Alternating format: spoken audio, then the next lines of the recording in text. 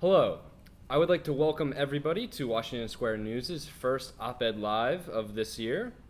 I am Chris Steinhardt, the former opinion editor of the paper, and today I am joined by two wonderful guests. To my left is Professor Ted Magder. He is an NYU associate professor in Steinhardt's Department of Media, Culture, and Communication.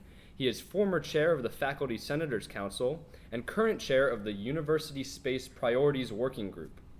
To my left and your right, is Edward Radzivilovskiy. He is a junior at NYU and the current deputy opinion editor at WSN. Thank you both for joining us today. Thanks, Chris. Our topic today is about the legacy of the President John Sexton's presidency at NYU and how it should proceed moving forward in terms of governance.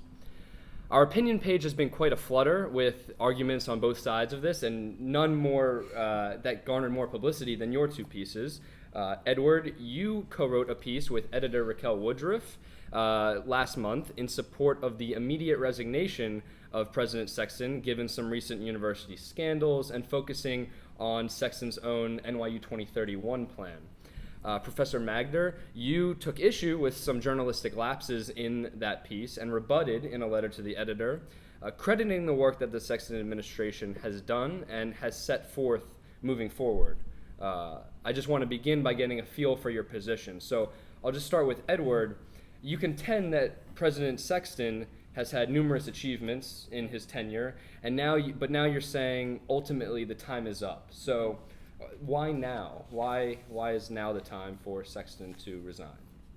Well, first of all, in light of the overwhelming number of votes of no confidence, the vacation home loan scandal, the exorbitant loans that were given to top faculty and some administrators to purchase homes in places like the Fire Islands, and the failure to implement practical shared governance are very serious issues.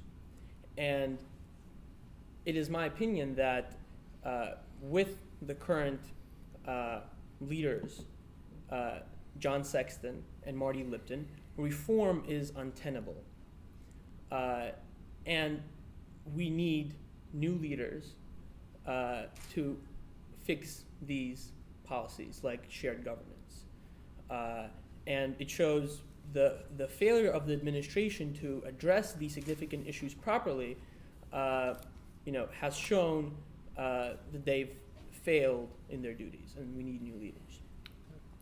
And Ted, now you took issue with the angles and some qualitative points within that initial editorial that Raquel and Edward had written, and I just want you to address those and your thoughts about the Sexton legacy and moving forward. Well, thanks, Chris. I think what we might want to do is talk about each of the issues that Edward's identified separately. So let me give you a broader frame for my approach to this.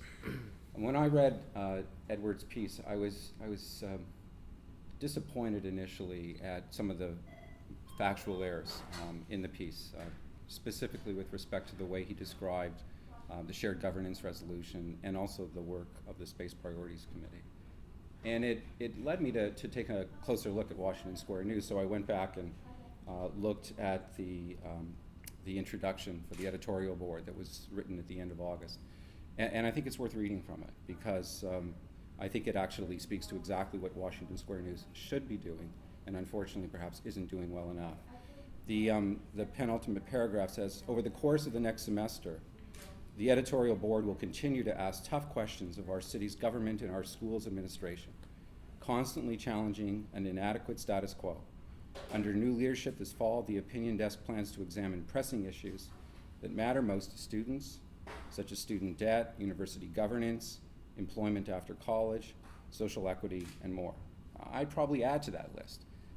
I think that's a very good way to frame the role of the editorial role for Washington Square News, and that's actually why I was so disappointed in the opinion piece that came out only about a month later, because it suggested to me that in fact Washington Square News either wasn't willing or wasn't able to engage in the conversation in a productive and constructive manner. And I have to say that with respect to governance especially, and with respect to information and communication for students and for faculty at the university, I think Washington Square News has an important role to play. And I think the faculty and the administration can do a better job with respect to governance, and I'd like to see Washington Square News do a better job with respect to reporting. Can I respond to that? Absolutely. Well, when I read your rebuttal, I was surprised that you said there were factual inaccuracies, that there were lapses in journalism, but you failed to identify any specific lapses in journalism, any specific issues about shared governance that we got wrong. And in your remarks right now, you didn't say anything about substance. You just said that we didn't describe things accurately. But I think if you are unable to identify the specific factual inaccuracies, if you are unable to identify the specific lapses in journalism, then I think it amounts nothing more than just an ad hominem attack on our piece and on us as the writers. Okay, fair enough. So let's change the to substance, if you yes, don't mind. Absolutely. I want to get into first of all this shared governance, the shared governance resolution that was passed between when you were chair of the Faculty Senators Council with the administration, and there were a couple of conflicting points that from your reports and your reports as far as what those mean. So Edward, you in your piece you wrote about how the administration that shared governance is not something that is favorably looked upon by the administration, given all these that you listed out. But I just want you to remark on what you saw in this resolution that Professor Magder was a part of. Which specific resolution? The fall 2012 was it, I believe? Well, maybe I can help. Sure. So I'm looking at the editorial or the opinion piece, and there's one quotation in here, anonymous, from an FSC member, presumably not a member of the executive, though I couldn't say. And it says, if the administration cannot control FSC, the Faculty Senators Council, then they oppose it in the boldest of ways by declaring that shared governance is not something that faculty can have. I just don't understand that statement, and I don't understand the use of it in light of the fact that the shared governance resolutions negotiated with the administration in October and November of last year were passed by the Board of Trustees and are now in the university's bylaws. They've informed the way the Board of Trustees has moved forward on governance issues. They've informed the creation of the joint committee of stakeholders with the Board of Trustees, a meeting that just took place today for 2.5 hours. And so it just doesn't seem accurate at all to say that the university has no respect or no interest in shared governance when shared governance, those resolutions are now part of the university's bylaws. Well, I'd like to respond to that. First of all, Professor Magder, I'd like to remind you that at the time when you were chair of the FSC, in October 29th, 2012, the FSC sent a memo to the administration saying that they're expressing deep concern that the administration has neglected to implement shared governance. And you were the chair during this time when that memo was sent. I'd actually like to ask you what happened. Why did you eventually change your mind? Now, we didn't change our mind. Implementation of shared governance is very different from putting the shared governance language into the bylaws. I'm sure you understand that changing the bylaws is the most difficult thing to do at an institution as large at NYU. It requires a vote of the Board of Trustees. The Board of Trustees only meets twice a year. And so if we're going to talk about a time frame, And if we're going to suggest that if things don't happen within a certain period of time, I think at the very least we need to understand the steps involved. I don't think that it took far too long for the university to get the shared governance resolutions into the bylaws. And even before the shared governance resolutions were in the bylaws, the university was already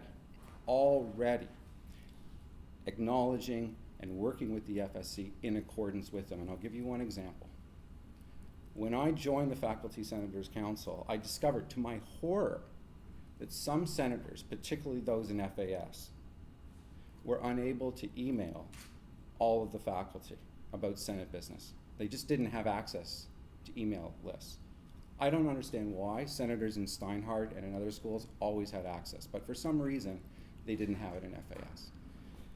We spent about an hour talking about this. This is often the case, people basically vented. I sat in the corner of the room and wrote a quick resolution which said essentially the university must provide faculty senators with email lists so they can contact their constituents and communicate to them about Senate business, which, if you'll notice, is one of the tenets of shared governance now.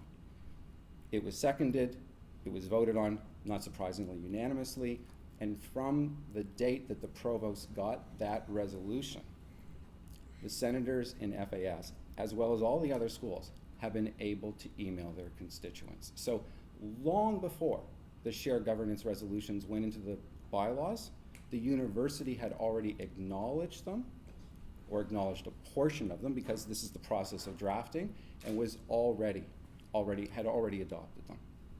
Well, I'd like to respond That to that. was 2 years ago. Well, first, I just wanted to point out that while you were chair of the FSC did collaboratively write a memo to the administration saying that they think shared governance was not properly implemented in October. Now, the timeline you described about the memos and then meeting with the administrators, that timeline is mentioned in the piece. So we haven't neglected in our piece to talk about that timeline. In your rebuttal to our piece, you forgot to mention, and this is just a small detail, but you forgot to mention that after the university agreed with the FSC to shared governance resolutions, there were 5 votes of no confidence. And I was surprised that you neglected to mention this tiny detail in your piece. And so the argument that we made in our piece was that, yes, first the FSC expressed deep concern about failure of shared governance. Then there were meetings with the administrators, and finally there was an agreement to how the shared governance resolutions would look like. Mm-hmm. But after that, there were 5 votes of no confidence. Mm-hmm. Most of the faculty still felt that there wasn't a practical redress of the resolutions, and one of the main reasons was because of the implementation of 2031, which many faculty are against. All right, so I'd like we'll to address the schools. Let's talk about 2031 after we talk about the votes. I want to, Okay. Shall we do votes first? Absolutely. So after this shared governance was implemented into the way that university handled things, 5 we're schools. going to at least acknowledge the fact that the shared governance principles are now part of the rules of the game. And they're in the bylaws, and, yes. and you continue to say, while I was chair, FSC sent a memo to the university saying, we're disappointed that you haven't adopted these principles as part of the rules of the land. It now has. It took time. I'm quite proud of the fact that I was chair of FSC when the shared governance resolutions were adopted. So I'll just leave the conversation on shared governance at that. That was mentioned in the piece. So I still don't see what you said was no, factually. it wasn't. Your piece actually suggests inaccurate in that piece. it took so long for the shared governance resolutions to be adopted that surely this means one can only conclude that the university is not interested in them, and it only adopted them for show and not for substance. And I think that's flatly wrong. No, what we said is that it took 14 months for the university to formally respond No, to the first it did memo. not. Yes, to No. formally respond in a document, it took 14 months. The university. It didn't take so Edward, I'm sorry. It didn't take 14 months. Who is your source? I have the documents. I use documents. The administration first Didn't respond to one person or didn't respond to the executive? The executive of the FSC had been talking FSC. about shared governance, Right. and I had been reporting back to the Right. FSC the entire duration of that period. It's just flatly wrong. Go and read the minutes. I'm sorry. Okay, so Let's talk about the votes of no confidence. Since the adoption, then 5 schools voted no confidence in the Sexton administration. Right. Now, I just want you to address that. So let's talk about the vote, because Edward said most of the faculty have voted no confidence. Now, he knows that that word "most" is incorrect. He must, because I have the numbers in front of me. The number of faculty who voted no confidence is significant. It's 440. That's not most of the faculty. Right? By most measures, the faculty number at NYU is between 3,800 and 4,000. Okay, so now we've got a number that's less than 15%. How many voted against no confidence, if you will, and how many abstained? If you add them together, it equals almost exactly the same number of those who voted no confidence. So I'm not suggesting at all that the fact that 440 people voted no confidence is insignificant. I would never say that. But I think it's journalistically irresponsible to say that most of the faculty at NYU have voted no confidence. And there were a lot of abstentions. Now, I know technically we don't count abstentions when we're calculating percentages, but I think it's fair to say that when there's a vote of no confidence and someone abstains, it probably means they have reservations about voting for no confidence. And then we have a second problem. And the second problem is that it was a vote of no confidence, not a vote that called for President Sexton's resignation. Now, you take a leap, and it's a significant leap when you assume that every, or even the majority of the people who voted no confidence would have voted yes to President Sexton should resign. Even some of the leaders of the vote said this is a very, very important symbolic moment for the university, and it will help to focus the university on not just shared governance, but of thinking more deeply about the ways in which faculty and students can participate in strategic decision making. And I agree with that, but it's just wrong to say that most faculty voted no confidence. So Edward, about the faculty? Well, first of all, I think it's important to point out, Professor Magder, that you're actually in the minority position on this. 5 schools thus far have voted no confidence. Okay, wait, you keep wait, I'm sorry. 5 out of how many? 5 votes, 5 schools have voted no confidence, including the main schools. Usually votes of no confidence are taken up by undergraduate level schools, not by professional schools. School of Law voted confidence. Right. The only school that really voted in support of John Sexton was the law school. And the way You're that not going to account social work? SCPS also. No, social work, not SCPS. SCPS voted no confidence. No, that's actually incorrect, and this is something that's important to point out. The School of Social Work, they voted down the vote of no confidence, but, and this is very important to point out, they also passed a resolution which is critical to Sexton's policies. So I think it's misleading when you say that the School of Social Work has confidence in the administration, because that's actually not true. They also passed a separate resolution critical of Sexton's policies. Now, the only other school, and actually the only school that voted in confidence of John Sexton, was the law school. And it's important to point out how that vote actually came about. It came about in one meeting, and only 2/3 of the faculty was present. So not all of the faculty were able to vote. Now, the other major votes of no confidence, they were a week-long process, and there was electronic balloting that took place. No such thing occurred at the law school. It occurred at one meeting. And I think, again, say that the entire law school supports, that the law school supports pass the vote in confidence of the administration is also misleading because of the way that vote took. I think what it means. Are you going to stick with the statement that most of the faculty at NYU have voted no confidence? Well. First of all, I think it's important to address the other points I've made. That most schools. Most schools haven't. No. You ruled a few schools out. It was a sleight of hand. You ruled a few schools out. Those schools, professional or I made a otherwise. contrast between the schools that did vote in confidence and did not, and that there was only one school, the law school, that really voted in confidence for John Sexton. The largest school at NYU, CAS, it voted as well no confidence in John Sexton. Now you made a point that no confidence does not mean resignation of John Sexton, and I never made that point. So it's factually inaccurate to say that's the point I made. No, but the point is you're building you're building evidence to call for resignation.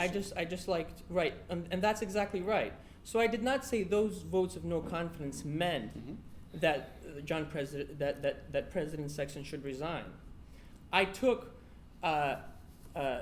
the fact that vote of no confidence means that the faculty does not have confidence in the administration's leadership.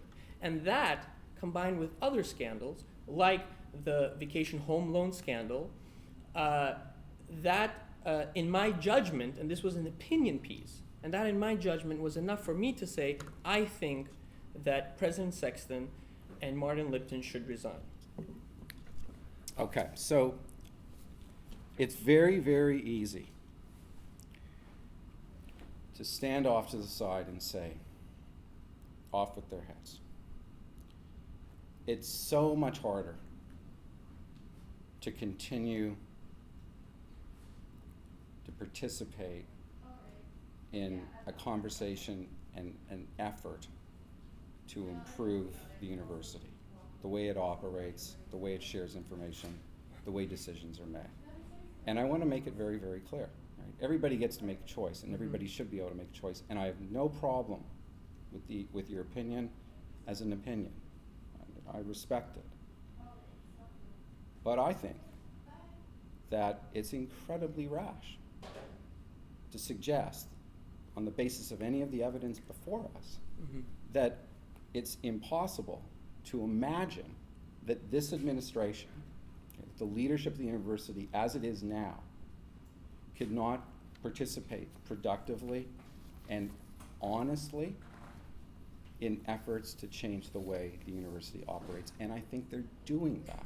And I think that the Joint Committee with the Board of Trustees, I think the shared governance resolutions, I think all of the faculty committees that are now finally looking at things like technology enhanced education, the GNU, non-tenure track faculty representation, which is an issue I think we should also talk about. And all of those issues are now being addressed, and they're being addressed in a substantive and serious way by this administration. Now you might say, oh, that's because there were votes of no confidence. To which I might say, well, here we are, and we're getting on with it, and I think that's a good thing. I want to get into issues, other issues that that affected your opinion that President Sexton should resign, Edward. And I want to move to NYU 2031 as well, drifting from governance a little bit, and your reservations about this broad plan that we've covered extensively in WSN, the NYU 2031 plan, and why that is a reason, and why the administration's handling of that is grounds for, or part of the grounds for resignation by Sexton and Lipton. Thank you, Chris. And I think this is a good transition after what Professor Magder said. Professor Magder didn't mention in his rebuttal the votes of no confidence at all. But I'm glad that at least in this discussion you're talking about them. And you said it's your opinion now that maybe it was the votes of no confidence. No, I said you might say that. Right. But of course, I don't think that the administration has actually, although the shared governance resolutions were adopted, the administration is still governing in a top-down management style. And I think the best way to see this is by looking at the issue of 2031. So, almost, I think, 37 resolutions from various departments at NYU were passed against 2031. Now, the distinction that Professor Magder, you made in the rebuttal between opposition and concern is, I think, without difference, and it's irrelevant. Because the point is, all those resolutions, all those 39 resolutions, were against the plan. Some expressed concern, some expressed deep concern, yes. So when we use the word opposition, we meant they were against the plan. And actually, the school that had the strongest language against the plan was your school, Media, Culture, and Communications. And the first resolution that was passed was from the politics department. And as we know, the politics department at NYU traditionally isn't activist, on certain policies. So I don't think they just passed it out of activism. And what led them to pass this first resolution was actually, I think, in part, you contributed to that, because you met in March 2012 with the people at the politics department, and they asked you, does this 2031 plan, does it have an academic rationale? And at that meeting, Professor Magder, you were unable to answer that question, and I think ultimately you said that, that it has no academic rationale. So Edward, that I don't know. Were you at that meeting? I think that actually, well, it's a matter of record.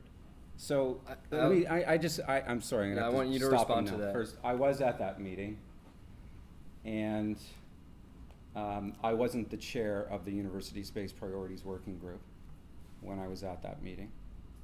And I think if you read the political science resolution, your statement about the political science department not being activists is probably reflected in their resolution, which is a pretty weak one. It primarily revolves around the possible disruption to faculty who live in and around the superblocks. You'd be right to say that the resolutions, even those expressing concern, stiffened their language. But let me remind you of something.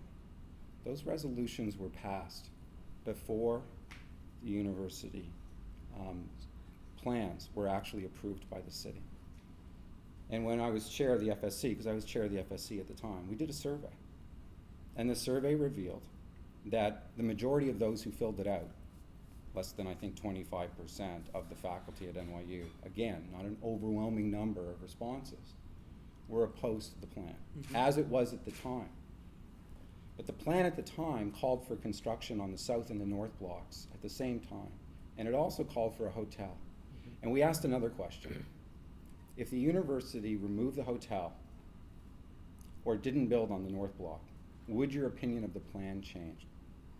And overwhelmingly, people said yes.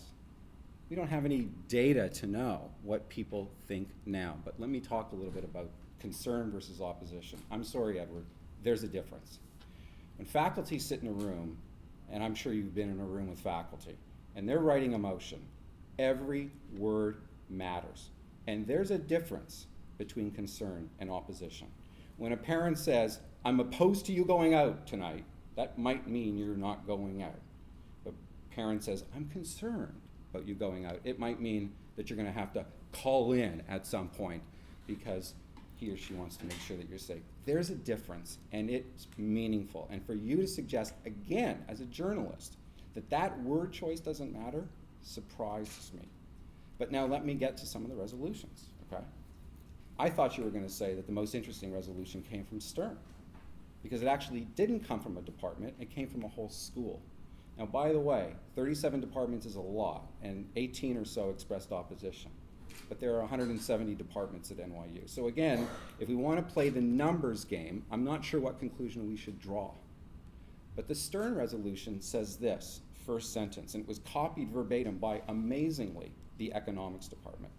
We are concerned, not opposed, we are concerned that the acquisition of more than 2 million square feet of space will cost the university billions of dollars. Okay, coming from the business school, if they say they're concerned, I have to pay attention. And frankly, at the time, and still today, I have concerns about 2031. I wouldn't be the chair of the Space Priorities Working Group if I didn't have concerns. If I didn't care about it, I wouldn't be paying so much attention to it. Well, here's a classic factual error that you didn't make. The faculty at Stern did. Building on the South Block and the North Block, building in the super blocks, means the university doesn't have to acquire any space. It already owns the space. That's one of the reasons why the university thought it was a good idea, because it wouldn't have to spend billions of dollars on buying land and could instead maybe use those billions of dollars for something else. And the something else might be for financial aid. So I took the position, and by the way, you said I was appointed. The FSC, body I was chairing, for the second year, and I was elected for a second term, and the person running against me was opposed to 2031, and he made it clear to the faculty that he was opposed to 2031. I won that election handily. And before I became the chair of the Space Priorities Working Group, I asked every single senator, I asked the senators of FSC to tell me whether they wanted me to take the job or not. I mean, there was a vote, there was a poll, it was online. More than 2/3, that's a big number, more than 2/3 supported me assuming that role. And I had made it clear to the administration I would not take the position unless I had majority support, the super majority support of FSC. And yeah, I'd like to respond to that. So I was going to mention that the Stern and economic departments also passed resolutions against the 2031 plan. And again, I just like to repeat that this difference between concern and opposition to me is absurd, and it's like hair splitting. That somehow the word concern weakens the fact that it was against is weaker than opposition. That doesn't make sense to me, because the point is those resolutions were against the 2031 plan. I can just tell you, I was just at Stern talking to the faculty. Well, can I just finish what my response to you? You also mentioned that you were handily elected at the FSC, but I don't think that's exactly how it happened. I don't think the FSC members actually knew that you were going to then chair the Space and Priorities Working Group. No, you're absolutely right. There was a separate vote on that. Right. But I think they didn't know at the time of the election that you were going to do that. Right. And I actually think that if you were to have told them that this is something you're going to pursue, that vote may have very well come about differently. Well, Edward, I don't know. I don't know how you could possibly make that claim. On what type of evidence? And this whole conversation is now worrying me, because if this is the way you draw conclusions, I'm not sure what I can say to change your mind. I'll only say this. The vote on whether or not I should chair the University Space Priorities Working Group, there was more support for that than there had been for my re-election. So whatever happened in that 4-month period suggests that I still had the confidence of FSC. Well, I actually would like to address something there, because something happened at the FSC, and that out of nowhere, 2 law school faculty members came into the FSC, and I think the way that they voted, they seemed to start agreeing with perhaps some of the positions that you are now taking. And traditionally, law school faculty members aren't on the FSC. Traditionally throughout the school that doesn't happen. So I think important and valid suspicion is raised over why suddenly 2 members from the law school faculty came into the FSC, and I actually wanted a response from you on that as to why did that suddenly happen? Ted? Edward, I don't know how you do your research, but it's now making me think that in the 2 years that I was the chair of FSC, given your obvious interest and concern in governance, I just don't know why we never talked. I don't understand why one of the senior editors from Washington Square News never sent me or any other member of the executive committee an email and said, we want to talk to you about governance, about what's going on in Senate, within the FSC. I mean, likewise, I don't understand why you've said we've covered the Space Priorities Working Group Committee extensively or well in Washington Square News. If so, again, I don't understand why you haven't talked to me about it. Where do you get your information? I mean, have you actually looked at all the documents? So let's talk about the law school. The law school held an election.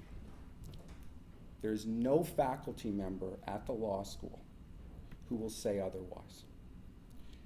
Schools have different ways of electing their senators. That's a true statement, and FSC rules permit schools to have different ways of electing their senators. Some schools are very small, some schools are very large. They do things differently. Mm-hmm. It's true.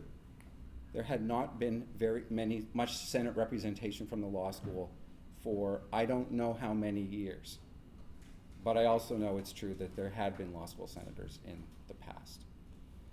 Perhaps precisely because, as I think your editorial staff has put it, there had been a dramatic increase in attention and focus on governance issues, the law school decided that it was the right time to get back into the room and participate in governance. Now, the question you really should ask me is, why did I think they should be allowed to stay? And the answer is because there was absolutely no evidence that their faculty didn't want them there. Their faculty had elected them, they had the support of their faculty, and there was no one in that school who would say otherwise. So for me, or for the executive, to kick them out would be like saying, all right, you know what, Louisiana, we don't like the way we run your elections. And for a long time, a lot of people in America did not like the way Louisiana ran its elections. But can you imagine if a senator from Massachusetts or New York State said, the guy from Louisiana's got to go? Because even though no one from Louisiana has complained about how he got elected, we don't think it's right. I just don't think that's a way to do governance. We had people who wanted to be in the room, and they wanted to participate in the conversation. They're still in the room this year, and they're participating on committees, and they're participating on university senators, and I think we made the right decision. Edward, I want you to respond to that, but also in order to try to get in as much as we can before, for time reasons, to address other issues that you brought up, such as financial scandals, as you used that word, the exorbitant loan structuring that you mentioned in your piece, and so as well as responding to what Ted just said.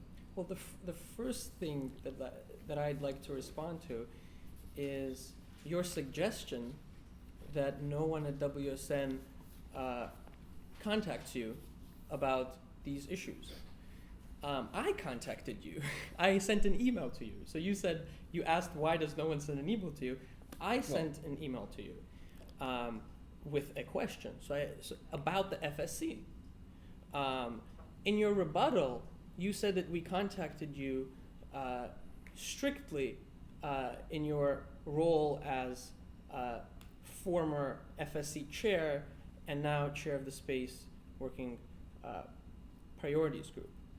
That was actually inaccurate because we contacted you strictly in your position as FSC chairman.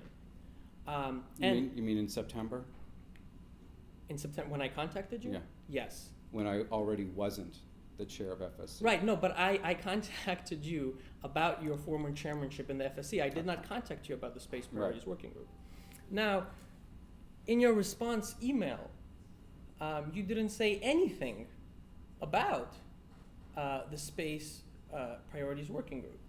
And you didn't talk about 2031. So when you made the argument in your rebuttal that we didn't include anything you said, actually, we included everything you told us.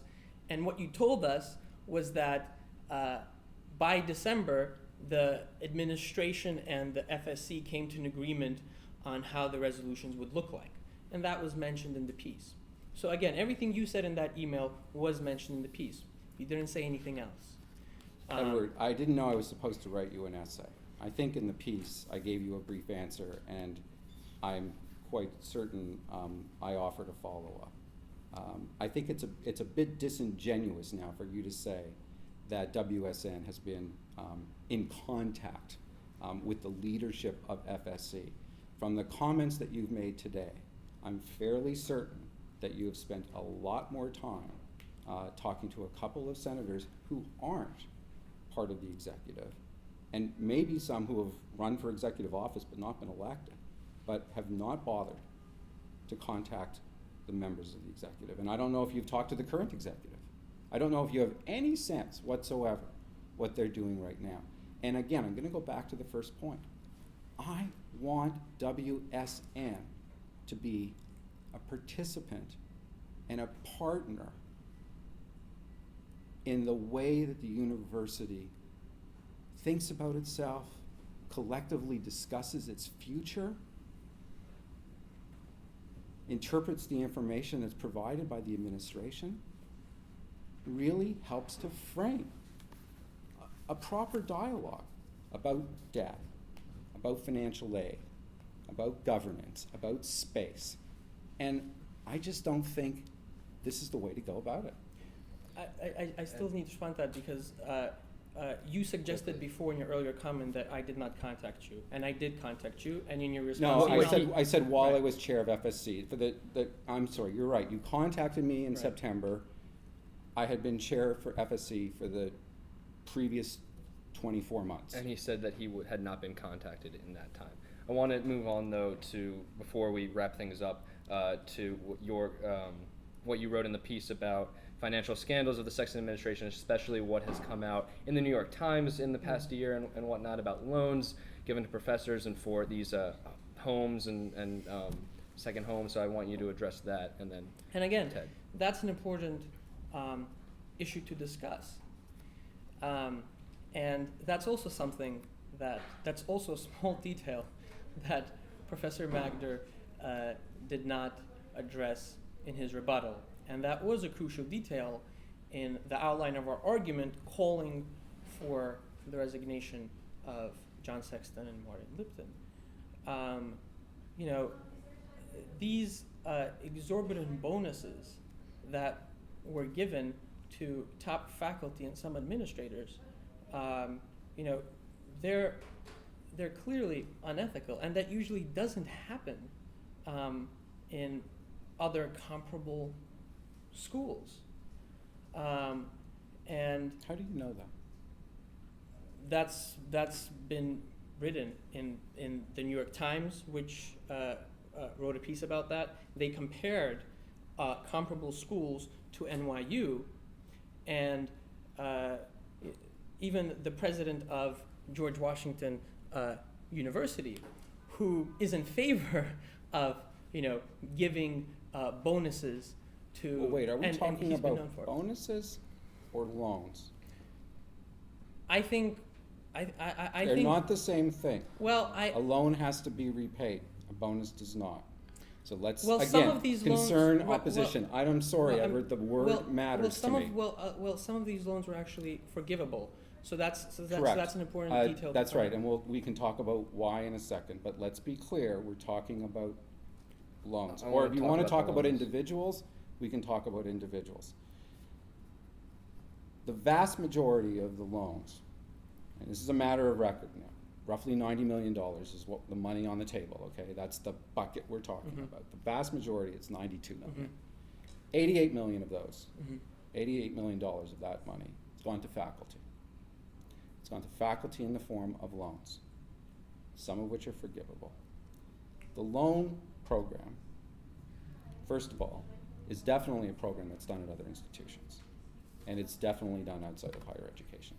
The loan program is another way of doing faculty housing. It says essentially this: instead of giving you $25,000 more in salary, we're going to give you a loan of, let's say, the equivalent, $25,000 a year. So we're going to imagine a 10-year period, and we'll give you a loan. I'm shaping this, okay? I'm not talking literally about any particular loan. Right. So here's $250,000. Instead of going into faculty housing, which is in short supply, you can use that money and purchase a home. The loan has interest rate.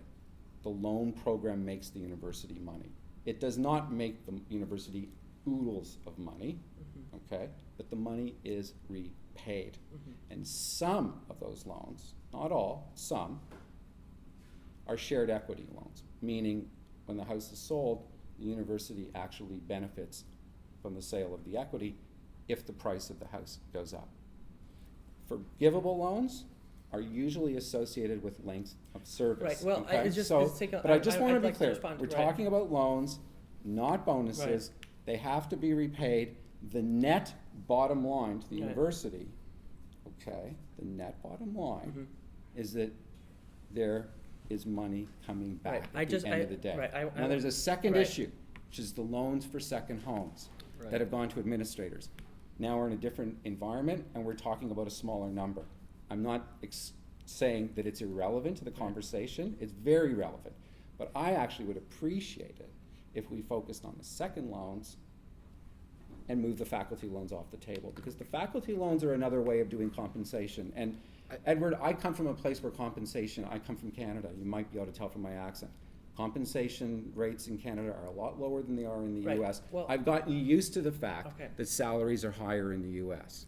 I think it's important just to respond. Well, I Right. want to. I do Right. want to focus on Right. those loans second for loans. vacation, Right. vacation homes or second homes, because that's what drew a lot more publicity and anger from the community. You know, when those were publicized. So, and I think that's a lot of what you were referring to in your piece when you're talking about these scandals. I think that would be considered more scandalous. And in our piece, the kinds of loans that we were talking about, and that was in the first line of our paragraph, were vacation home loans, second loans, as you call them. So that's the kind of loans that we were referring to, and I'm talking about right now. And I actually did a piece earlier in the summer about this issue, vacation home loans, and I examined the faculty housing policy guide in detail. And Professor Magder, that's available on the internet, and I'm sure you can examine it too. And really, the purpose of that program is to provide housing inside of New York City for faculty. Now, some of these loans were going for other houses, in Connecticut or Fire Island, and I think that's just unacceptable. And that talks a lot about the inequities at NYU. And I'd also just like to. So, Edward, and it turns out the Board of Trustees now agrees with you, and they have stopped providing the Board of those Trustees, types of loans. the Board of, and this is an important issue. The Board of Trustees has stopped because there has been, overwhelming concern about it. But in the letter where Martin Lipton said they stopped, he did not acknowledge that they were actually mistakes in the past. And he said the opposite. He still sort of defended those loans and said they were appropriate, but he said, we're going to stop them. And without proper acknowledgement, we can't move anywhere. Now, I also want to address 2031 because I think that's an important issue, and we haven't really covered that. You know, I think space, without proper wait, acknowledgement, we can't move wait, anywhere. I think we've moved Right. somewhere. I want to stay on the Right. second loans, and you, Yeah, sure. if you can just address, you say it's unethical to not only to have that in practice for as many years as they were, but to not acknowledge that now, since they've been phased out, that what was being done was a mistake. I'd like for you to, your thoughts on these second loans and whether it's right to defend these or not, or what the administration was doing was fair to be No, I providing think the Board these? of Trustees has made the right decision Okay. in putting a stop to loans for vacation homes. I absolutely agree. So I have no problem with that. I just want to, I think it's very, very important that we distinguish that program, small but significant, clearly, from a broader loan program, not a bonus program, Right. to faculty for housing. They're just very different. But I'm very glad that the Board of Trustees has decided to no longer provide loans or any support whatsoever, I'll put it that way, Right. okay, to second homes or vacation homes. And I agree Domiciles outside of New York, if it's the principal residence and someone is actually commuting, I mean, you know, there's a point, like, is Hoboken in or with out? that. Right. So, Well, some of these were vacation homes. I know, I just want to say, we have to be careful how we write the phrase. And I agree with that. So that's an important. So that's a point of agreement. Just because I was saying the administration did not properly acknowledge does not mean I don't approve of the decision that they're stopped. Of course, I think it's right, and it's precisely because there has been, so much opposition to it from the faculty, who see these loans as just another example of the top-down management style at NYU. So, like See, you, and this is a glass half empty or half full moment, right? I see it as a sign Right. that the Board of Trustees knows how to listen. You might say, well, they only listen when people make a lot of noise. You'd say, okay. I mean, that's how politics works sometimes. I'm trying to get us to the point where we can find mechanisms to improve NYU across Right. a number of fronts, how we make decisions, our space and environment, Right. financial aid to students, without always having to sort of shout. And that's important, and I think, your question, well, since then, has progress been made? And has the administration sort of stopped its top-down management style? Well, actually, I think a good reflection of that is the Space Working Parties Group, which we haven't really discussed yet, and I think is important. Unfortunately, I think we're going to need to have that discussion another time because we've really gone over the allotted time here. And so on this final kind of point of agreement, if we can make find sort of someone final, right. in here with the vacation home loans, I think we can end on with that. And I would just like to thank both of you for joining us today.